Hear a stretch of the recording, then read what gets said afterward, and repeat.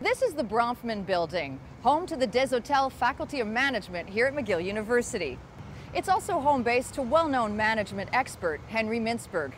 Mintzberg joined the faculty in 1968 and is today the Cleghorn Professor of Management Studies. Over the years, he's played a major role shaping both the faculty and our understanding of what managing really is. He's been named one of the top management thinkers in the world, and he's made it his personal mission to reform the way managers are educated. He's a member of both the Order of Canada and the Ordre National du Québec. Meet Henry Mintzberg.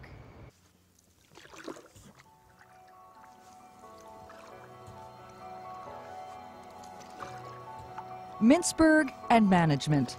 The two words have been linked together successfully for 4 decades. McGill professor Henry Mintzberg has developed an international reputation as perhaps the world's premier management thinker. His career was born out of a need he identified as a graduate student. I did my doctorate at a time when people in business schools were not remotely interested in management. There was just no attention to management at all. There wasn't even a course in management where I studied at MIT. So he decided to study managers. His doctoral thesis became the basis of his first book, The Nature of Managerial Work, published in 1973. I studied managers, and what did I say in my first book that got the most attention? That managers are interrupted a lot, that it's a very action-oriented thing.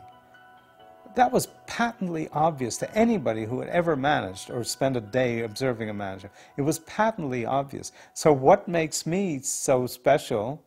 Nothing. I just wrote it down, that's all. Nobody happened to write it down.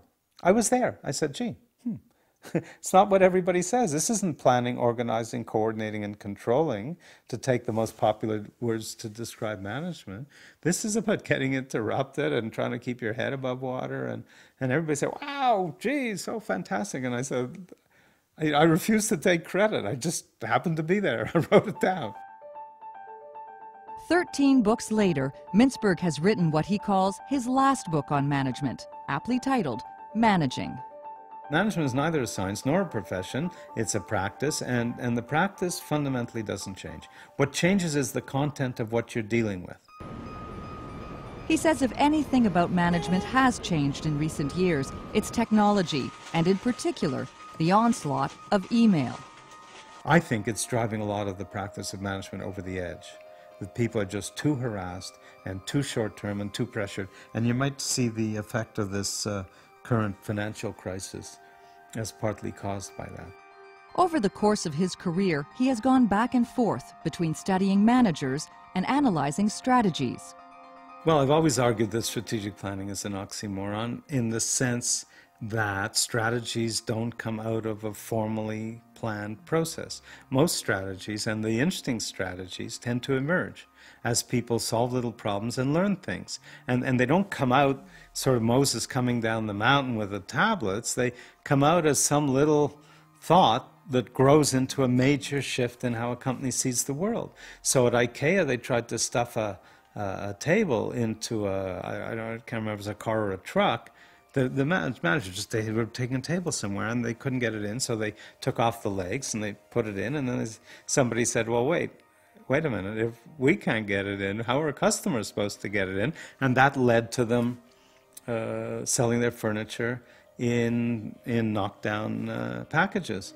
And that's the central heart and soul of their strategy, or one big piece of it. So that's how strategies develop.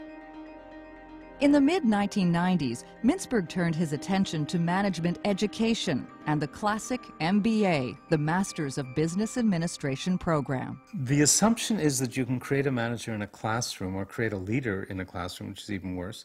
And it's completely fallacious. It's an absolute sham. You cannot create a manager or a leader in a classroom. And I was kind of highly critical of MBA programs, and people started asking the embarrassing question that you should never ask an academic, which is, what are you doing about it? And it's kind of like, I'm not supposed to do anything about anything. I'm just supposed to criticize.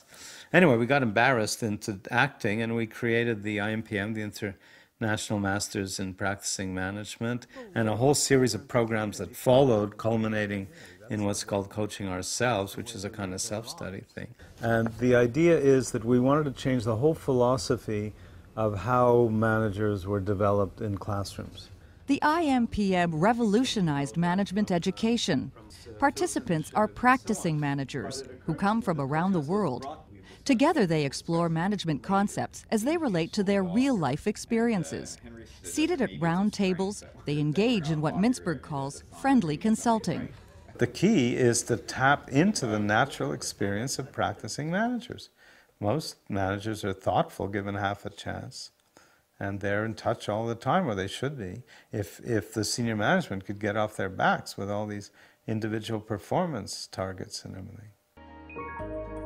Other innovative programs include the International Masters in Health Leadership, IMHL, for managers from all aspects of healthcare, coming from all regions of the world, and the E-Roundtables, which bring together EMBA students from different programs around the world. This is a lovely story. This guy who runs a factory in Mexico City attended one of our programs and emailed us back this photograph when he got back. And he says, I put a round table in my factory, and now every time we have a problem, we get our team around the table to reflect on what the problem is. From these programs sprang an independent study initiative called Coaching Ourselves. Conceptual materials and discussion topics are available via the internet. Now managers virtually anywhere can benefit from this kind of reflection and friendly consulting with colleagues. These innovative programs have allowed Mintzberg to see firsthand how managers function in a myriad of roles and organizations. He chose 29 managers to study for his latest book, Managing, from an orchestra conductor and bank CEO to a refugee camp director and the head nurse of a surgical ward. He was struck by both the differences and similarities facing these 29 managers. The amazing thing is the variety of experiences, and at one point in the book I say that it's like life itself, because managing is about almost everything in life itself. Mintzberg argues that the recent financial crisis is in fact a crisis of management, the result of companies focusing on heroic leadership and the bottom line. Organizations are communities of human beings. They're not collections of human resources where you kind of fire and hire and, you know. He calls for like communityship. Companies must be rebuilt as communities. And I think a lot of companies have totally lost the sense of community. Largely because of all these downsizing and mismanagement and too much leadership hype, which takes puts the emphasis on a single individual as the be-all and end-all of the future for the company, as opposed to recognizing the role of middle managers and the critical role of middle managers. So we need to rebuild that sense of community in our organizations. Known as a straight talker, Mintzberg argues the days of obscene compensation packages should be over. The claim, which is a phony claim, it's a kind of an old boys network claim, is that if you don't pay these bonuses, you won't get the best people. I reverse that and say quite the opposite. Anybody who demands these bonuses demonstrates that he or she is not a team player, that they're not concerned with the long-term interests of the company, and the very fact that they're demanding these bonuses should exclude them from the job.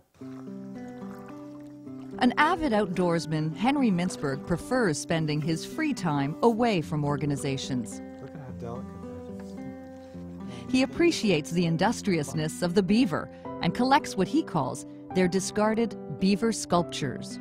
See, they eat most of the bark, but not all of it. It's this idea of serendipity in a way. It's this idea that you kind of learn from things that just happen. And art is something, it's not just what we make as art consciously, it's also what just happens. Some artist, you know, some inadvertent artist, namely a beaver, I guess we can call them inadvertent artists, just come up with something that's absolutely beautiful. And that's the way I view strategy, you know, it's like the wheels, it's like the legs on the table, you know, they just come up with things inadvertently that change the world.